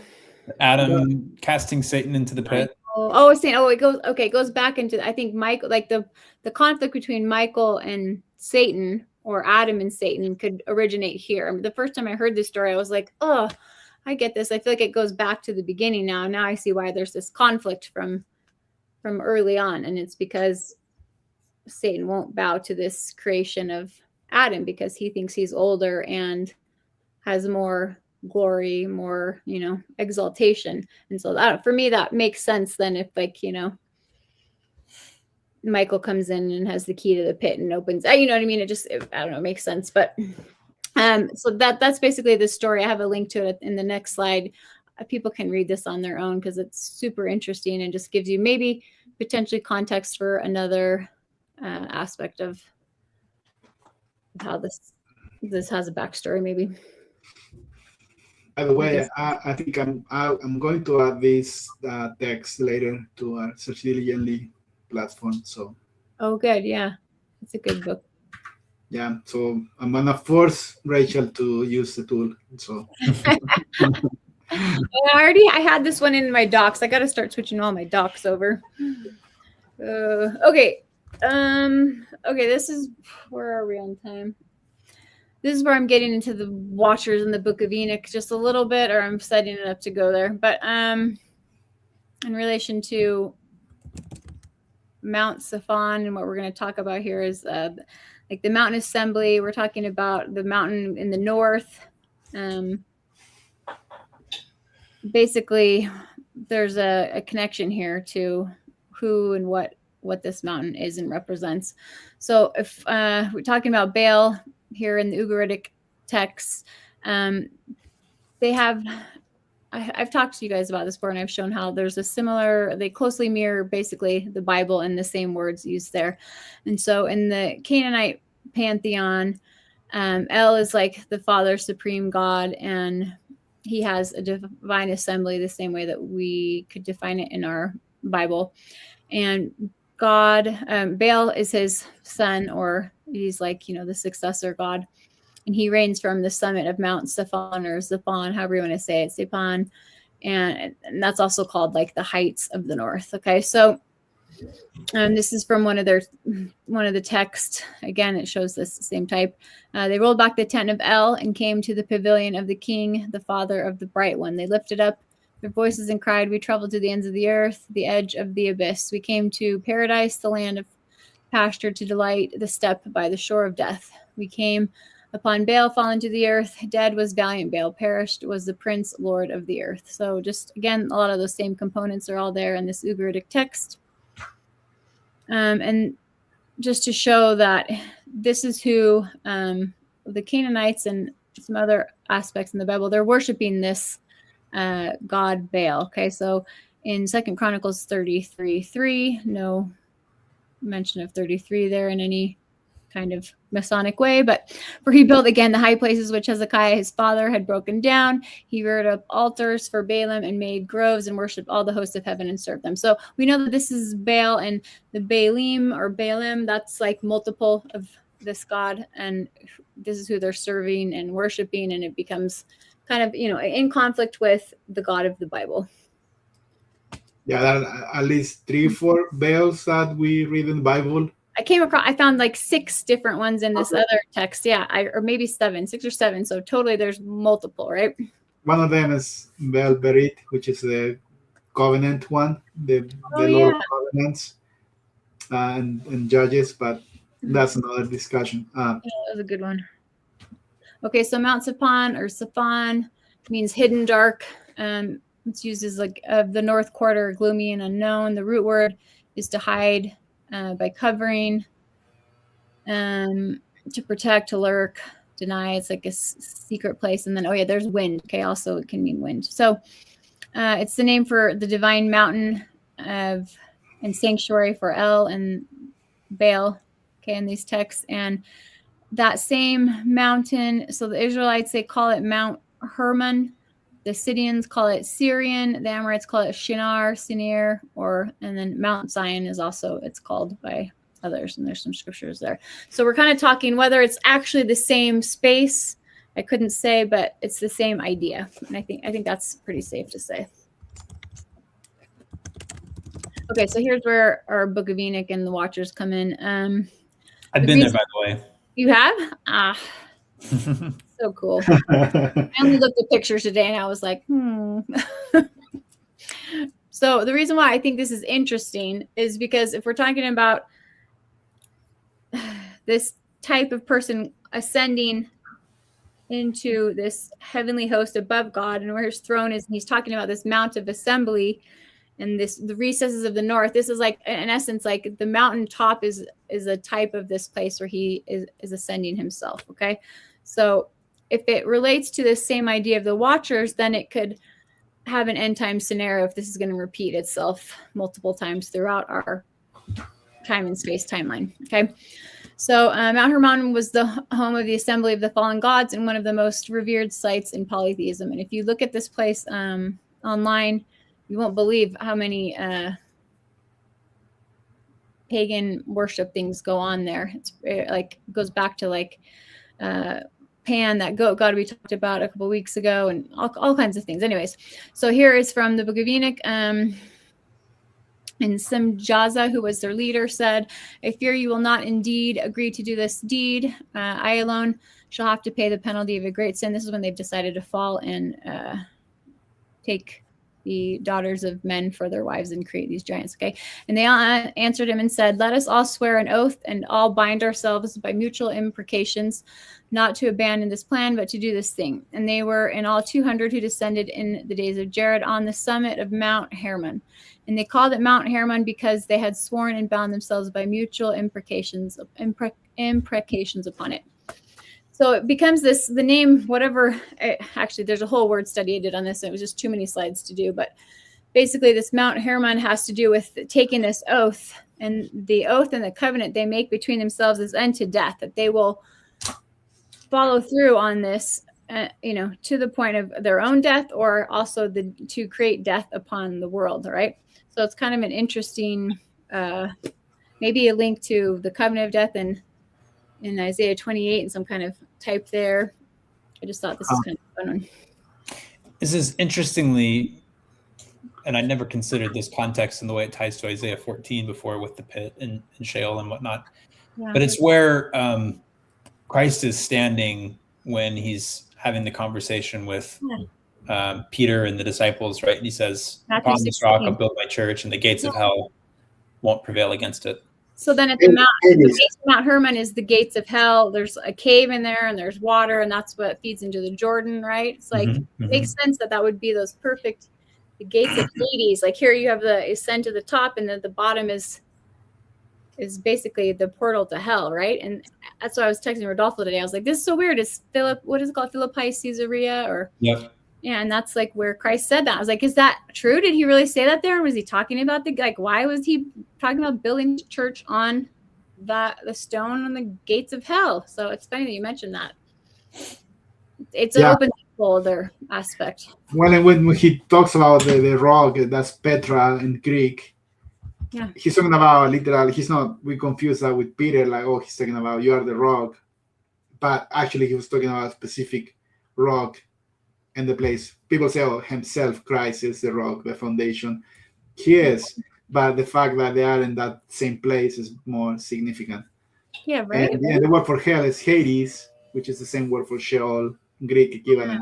So it makes, I don't know, it's interesting if all these fallen angels, the top of this mountain is where they take this oath, and then if they're cast into the pit because of this whole thing they've done, and the pit's literally below this mountain in a cave, I don't know, it's just had great symbolism there. I couldn't help but think, oh gosh,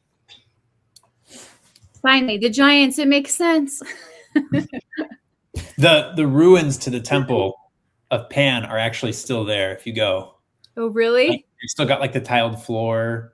Yeah, it's freaky. It's pretty cool. I saw like all the cutouts where you would put the idols in the side of the mountain there, and I was like, ooh. Yeah. For time's sake, I won't read these verses, but this is the north in the scriptures. So, Zion is in the size of the north, and then heaven was God comes from the north. So, heavenly north, God, His place, His presence. Earthly north usually is enemy and judgment and all of that. But in this book I read called Man of Light, it's about like Iranian Sufi religion, and their idea of the north is like, I mean, physically we see it as like a North Pole star, but it's not an actual physical space that you enter. It's like more like a realm. And so I like that. I like it as an idea of a physical space, like on a mountaintop, but also being more than that and being a celestial realm and heavenly sphere. I kind of like that too. Well, you have here that the mountain that they were taken, right? All of them mentioned the same. Well, go ahead, Rachel. You have these slides here. Yeah, no, keep going. You're on my same thought. Keep going. Well, they were taken to the exceedingly high mountain, and that's when they had the vision, the cosmic vision. We talk about this is this is the slide for the first, I believe. Mm-hmm. I just reused it. Thank you. No, that's great. No, and that is for like the idea of the cosmic mountain and how all things come together. But it seems like it was a place that they were not familiar at all. And it was higher than any other place. Probably they were. So so if it's not a physical place, I like the idea of it being some kind of spiritual realm that you can enter or be taken to by God. there's some good examples. Okay, let's go. Let's finish this. Yeah. You wanna read that, Rachel? Yes. Okay. 16. Faster than me, and then you guys can. 21. Okay. Those who see you shall gaze at you. They shall consider you closely. Is this the man who made the earth tremble, who shook kingdoms, who made the world like a wilderness, and its cities he tore down? His prisoners he did not open homeward. And the kings of nations, all of them, lie in glory, each in his house. But you are cast out from your grave like an abhorred branch, clothed with the slain. The pierced of the sword, who go down to the stones of the pit like a trampled corpse. You shall not be joined with them in burial, for your land you destroyed, your people you slew. Never shall the seed of your evildoers be named. Prepare for his sons a slaughter for the iniquity of the fathers, lest they arise and possess the earth and fill the face of the world with cities. Okay, sorry. I have a lot of verses on that slide. There is a parallel. This is again a song. I'm wondering how this sounds if people are singing this, but it's technically a mockery. And Habakkuk chapter 2 also have a similar song, but I know I don't have a couple of slides. I know you have some, Rachel, but just one quick thing here on let's see, the word branch that appears only 4 times in the Hebrew Bible, and I think I have a slide actually, so let's maybe go for that. Yeah, and then, but I don't have one for, I believe, join. You shall not be joined with them in burial. And burial was a sacred ceremony, and most of the Canaanite, Egyptian mythologies, it was the ritual for you to go to the underworld. And then we have today sepulchres, but back then you have a more sophisticated structure because represented literally a temple for your body to protect it as you go to the underworld. So now he won't have any of that, any of the rituals that were given to the kings. Like the Egyptians, where they have all those things that you need to take with you to your underworld. Exactly. To pass to the underworld, nothing. He just go empty. Those are worms. no burial and all of that. But okay, so the other thing we mentioned just being that the name is cut off, and I was thinking it's funny, but we do have a type everywhere about these, making a great name for yourself. I think Cameron mentioned this earlier about the Nimrod city here. So this is again from the Legends of the Jews. Let us build a city and a tower whose top may reach to heaven, and let us make a great name upon the earth. And now let us make bricks, and each one write his name upon his brick, which interestingly ties to a lot of like the Mason idea and making your mark in your rock, but that's like a whole nother story. But just again, trying to make the name, and we have this with Nimrod. Okay, then the other thing I just have real quick is the idea of the sons being slaughtered, and we have that throughout the Bible, and the idea of the father and son relationship as we have with God and his son Jesus. But I just, again, this one ties to the book of Enoch, the watchers that fall on Mount Hermon and make this oath and covenant because they've done this, and they create these giants. And the problem is that the giants, in essence, they destroy everything. They kill all the animals and they drink blood. And part of it is that when the watchers fell, they took all this knowledge with them and they shared it.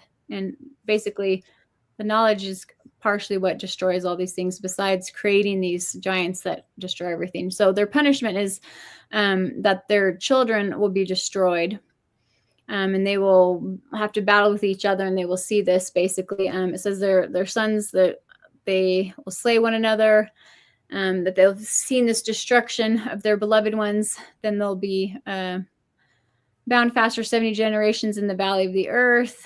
Let's see, till the day of their judgment and of their consummation, till the judgment that is forever and ever is consummated. In those days they shall be led off to the abyss of fire.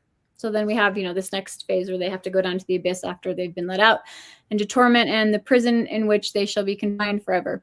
And whosoever shall be condemned and destroyed will from thenceforth be bound together with them to the end of all generations, and destroy all the spirits of the reprobate and the children of the watchers, because they have wronged mankind. Okay, so again, just because of what the fathers did, the sons will be destroyed, and there's, you know, no room for offspring in this basically breaking of a covenant. And I think I have one more slide on this. Funny the parallelism here with fire, right? You're baptized with fire, which voluntarily you offer yourself, and you offer a broken heart and a contrite spirit. But if you don't do that, the opposite, the other extent is literally thrown into the fire. So yeah, fun. That was great. Yeah. There. Flip side to that. And also, where is that, Cameron? In Alma 30th with Courier? I think I have it in the next slide. Oh, you have it? Yeah, you can read it. It's the last. No, I'm right now at this point, I'm seeing everything blurry. Okay, 2 more here in the Book of Enoch, and then I'll hit Alma. The murder of their beloved ones they shall see, and over the destruction of their children shall they lament. And then basically, let's see. And from henceforth you shall not ascend into heaven unto all eternity. So that's part of their punishment also, as they can't ascend anymore. So the decrees gone forth to bind you for all the days of the world, and that previously you shall have seen the destruction of your beloved sons, and you shall have no pleasure in them, and they shall fall before you by the sword. Which it's interesting, because in Isaiah here they fall by the sword also. So yeah, just interesting parallel there. Okay, so Alma 30, you're talking about Korhor, right? Yep. Let's see. And thus we see the end of him who perverteth the ways of the Lord, and thus we see that the devil will not support his children at the last day, but does speedily drag them down to hell. Yeah, that's sad. Yeah, right. Well, it shows him as a father leading his children, not supporting his children, right? Like just. And maybe another dimension is the death of the firstborn of Egypt. That all of the firstborn died. That was the last plague, and the fact that there was a firstborn, right? That took away because they were an imitation of the patriarchal order. So and that's what you has to provide for the family when the father dies, and he takes care of everybody. So then that would mean that you would have no one to take care of your offspring, family and seed, right? It's like it ends. It represent, but in a spiritual sense, that symbolize that they have no proxy savior. Yeah. So that's that. Yeah. So that falls in here where it says they can't petition or they can't make any supplication for their sons. That's part of their. Enoch tells them, but you can't ask for them to be saved. You know. So same idea. I like that. Well, all of the plagues are actually goes against deities in Egypt, and all of them are to take away their ability to ask for help to these pagan gods, and to show that inwardly they have no power for deliverance. And ultimately, is the death of the firstborn. So interesting. And that's he becomes this rejected branch, and that is the word Netzer. And Nazareth comes from that too. The Messiah comes from that. Nazareth, that's also in Isaiah 11:1, the same word. But here he is a rejected branch. He becomes an abominable branch. And so he was some type of counterfeit. But now when he falls, then he is rejected and had nothing of divinity. Okay, this was just to end on a good note here. Because without any seed or offspring, it's kind of a sad thing. Okay, so basically the Lord here in Isaiah 48, he just says, "Oh, that thou had hearkened to my commandments, then had peace been as thy peace had been as a river, and thy righteousness as the waves of the sea. Thy seed also had been as the sand, and the offspring is of thy bowels like the gravel thereof. His name should not have been cut off nor destroyed from before me." So basically the Lord is offering this covenant relationship where these are the blessings, where you have this increase of offspring, of land, and a name. And those are basically the blessings, and they are offered. Sorry, you guys, go ahead. No, you're fine. Well, that's to show you maybe the extreme of one one hand in the or in the other. We talk about the parallelism between the king of Zion and the king of Babylon. Both of them are archetypes. We can follow the king of Zion, and again, that's the path. They show us the path of ascension, and then we see what happens when pride gets into the way. But yeah, this is a fascinating song to learn the lesson, but somehow we still don't learn it. So, Cameron, do you have any? Wait, I have one more. I have one more connection to the Watchers. Verse 21. It says, "Okay, so prepare sons for a slaughter, for the iniquity of their fathers, lest they rise and possess the earth and fill the face of the world with cities." The word city, it also can mean enemy. It says as watchful for mischief. So that could be like a watcher. How crazy is that? Yeah, and the Watcher appears, and I think the only time in the Hebrew Bible is in Daniel chapter 4. Mm-hmm. It's a Watcher who comes to Daniel to talk to him. Oh, so yeah, it is. Yeah, there's something there, right? Angelic figures for sure. Yeah. Worth looking into. Okay, sorry. Go ahead, Cameron. I didn't mean to cut you off. Oh, no. You hadn't cut me off. I had a side thought that. No, I'm not going to bring it up.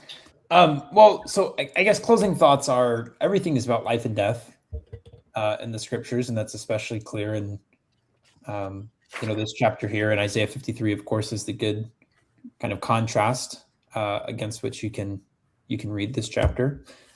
It's all about either the perpetuation of life into eternity or things tending towards death and destruction and decay.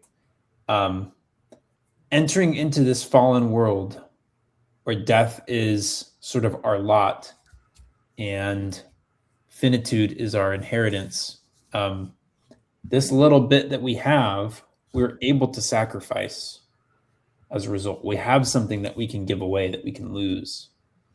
And so the essence of creation is learning to do that.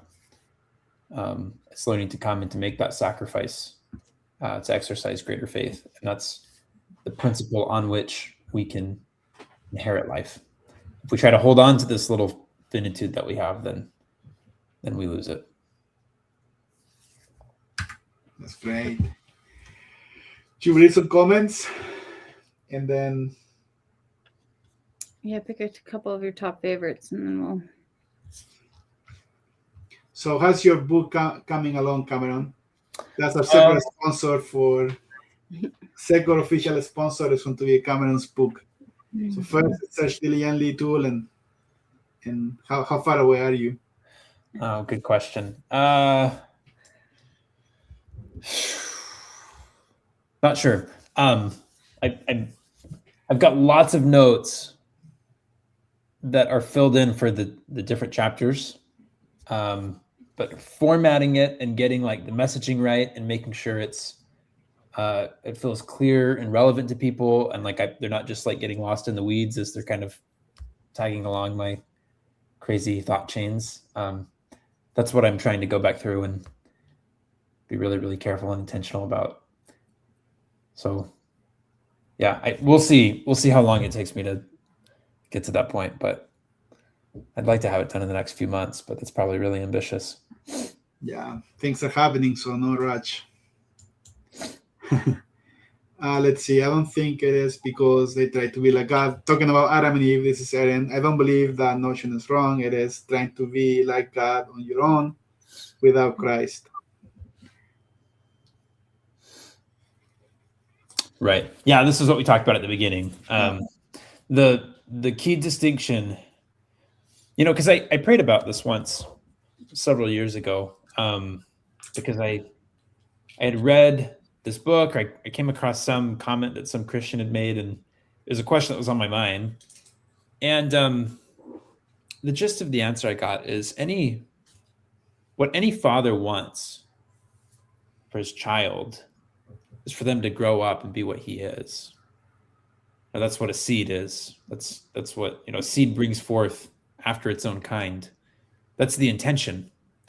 It's woven into our DNA, so to speak. The problem comes when one tries to seize that for themselves instead of receiving it in due time, in due place.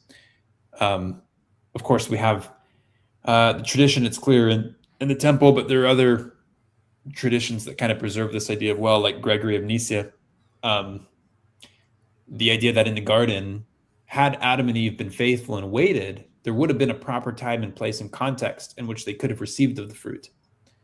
The issue wasn't in the fruit; it was in the fact that God had commanded them not to partake of it, and He wasn't the one offering it to them.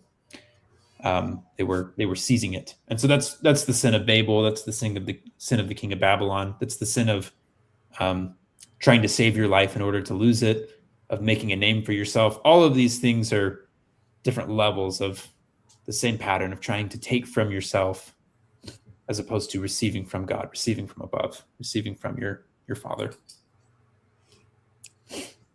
Well said. Mm-hmm. So those who try to excel themselves are like the great and spacious building that falls because there is no foundation. But those who descend and dig deep to build that foundation can then be securely exalted. Yeah, Christ is the foundation. Yeah, and that the fall of the building is Nephi's side and First Nephi 11, and those are the ones who fight against Zion, which then is a motif that Jacob explains in 2 Nephi 6-10. What does it mean to be the whore of the earth and join the abominable church? But eventually, in the end time, it becomes contentious. It becomes physical. It becomes, you cannot hide the in-between aspect of who you are. So I heard that President Kimball said the Savior has red hair. So there is a tradition that Melchizedek was red hair, and then Christ was also red hair. And I believe that's a reference to the red heifer too, as part of the sacrifice. What's the type of that? But I'm not sure. So pride takes no joy in having of something, but only in having of more of it than another. That's President Benson, right? Or was he quoting C.S. Lewis? I don't know. You guys know. That's beware of pride talk. Thank you for doing this. I know we share slow. I have learned so much. We should hire our marketing guy. We should fire our marketing guy. No, we are not. So one thing we are doing is we realized there was a couple of foundation things of what we're trying to do that were not in place before to really start promoting this. And we are getting there. So we have a lot of things happening in the background that are going to be more foundational for what Search Diligently is. And I think after that's in place, we're going to feel way more comfortable to just share the word. But if you want to share, go ahead. Please, you can share this class with anyone. But we have a lot of things coming in, so stay tuned. The war in heaven continues undebated today, and I agree with Rodolfo that Satan and his pride still believes that he can win in some senses. Yeah, I would venture to say that even though we say Satan has been cast out, there's also the sense in which he hasn't been cast out, and this is why the war in heaven continues. Even though it's an eternal reality, it's not yet resolved. Even though the victory is sure, the Lamb is slain from the foundation of the world, so to speak. In our context, in our time here, our limited sort of vantage point, the battle rages. It has not yet. He's not yet been removed from, the place of authority that God currently permits him to have in doing what he's doing. Well, in the book of Job, whatever you want to make of it, it's an example of that Satan still has some type of access to it. And then in the book of Revelation, the phrase is that there was not anymore like a place for him in heaven. So it feels like there is an in-between access, but then, okay, no, you are no longer allowed to be here. And that's Revelation. So I don't know.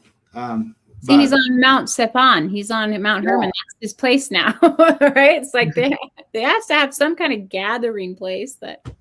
And the fact that we have groups today of elites, people, and we didn't talk about this much, but we have billionaires or people who have, in some sense, are trying to bridge gaps between dimensions. Tells you something, who is motivating them, or where it's coming from, that they're trying to cross boundaries, and it's like some type of obsession. That, and also the idea of extend your life as much as you can. All of that is aligning to whatever we're reading in the book of Revelation. And it's just so characteristic of what we've been talking about tonight. Yeah, you're trying to save your life, Yeah. And it's funny that all of a sudden it became like a race to space. Elon and Jeff Bezos and what is the Branson guy, the other billionaire, all of them want to have the rocket, and it's funny anyway. It's ironic, and all of a sudden it makes me think there's something in the scriptures that's timeless. Okay, this is a Rachel question. I think the Watchers are from Orion and are bound, but I have heard some of them might return in the end time. Where is Orion? It's one of the stars in there. No. Star connections for sure. I mean, the Watchers that we know from the Book of Enoch are bound in the prison, and they haven't gone down to the abyss in that aspect of the pit yet because they haven't been judged yet. So there is a time where they will be let out with the key, whoever has the key, and opens up the pit, the abyss. And so we will see according to Revelation, we'll see another influx of whoever's down in there, and they'll be let out again before they are put lower. So, yeah. Revelation 13 too, right? Comes out of the sea.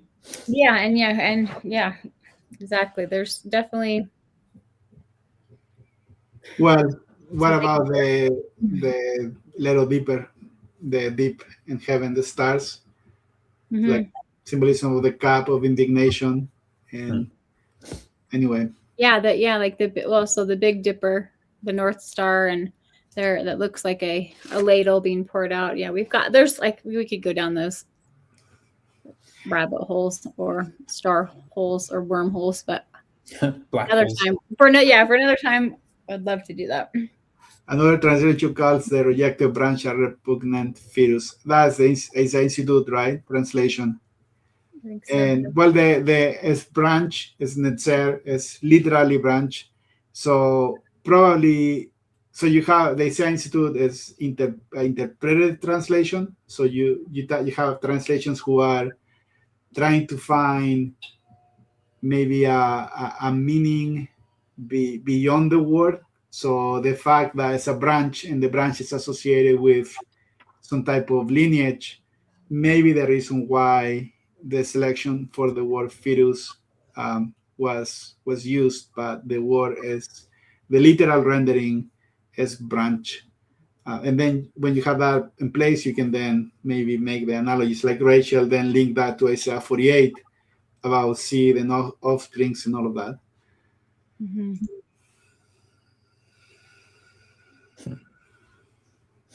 Yeah, I saw that comment. That made me smile. Thank you. Love the laughs. Yeah. Okay, I think we are good. I think all of the ones. Let's see. Oh, somebody asked if we're returning. Yeah, the answer. If there's a right answer. No, there is no answer. 50% of the people said it was the King of Babylon is an archetype. And then 25% Satan and 25% it applies to both. But yeah, you guys, I give my take before, like if I need to choose. In the end, I might apply to the dragon, the serpent, when it's Michael comes. But if My my submission to the conversation, my current working thought is it's both. It's all of the above, because it happens in heaven. Every place it manifests on earth is an emanation and a reflection of that reality taking place in heaven, like at the same time, even though eternity overlaps with time, so it shows up in lots of different ways and places. And then ultimately there is this place where heaven and earth come together, and what's being manifested on earth exactly reflects what's happening in heaven, and that's the fullness of times, right? That's the combination of times, where all time is now coming up the mountain to reveal and to manifest the truth of heaven. Technocracy. I haven't read that one, but I'll have to put it on my list. One day we'll spend more time talking about. We have a folder, a rabbit hole folder, so one day we should share some of that with my kick. We might scare everyone, but it'll be fun. I also sense that the three of you enjoy pondering on Isaiah. It also feeds your thirsts. Well, most of the time it's very painful, to be honest. We were texting today, like, I don't, some of these things, and doesn't make sense, but yeah, we rely on sharing as much as we can, but then the Lord helps to put the pieces together, and yeah. I'm always amazed when it comes together, but it's pretty remarkable. It's the mountain. It is. It's the mountain. You're right. It's an Orion the cat and the Men in Black. Is that, I don't know. It's the name of the cat because he carries the little Orion on his necklace. It's like that's where the belt. Orion's belt is what is it called when you have a whole system of stars? The galaxy on his neck. Yeah. I only know because I watched that movie recently with my son who'd never seen it. I hadn't seen it in 20 years, so that's the only reason I know that. Classic. Cool. All right. Okay, thanks. Okay. Thank you, everyone. So next week we'll finish Isaiah 14, and then, we will keep going. Have a good weekend. Thank you. Bye-bye. Thanks, guys. Thanks, guys.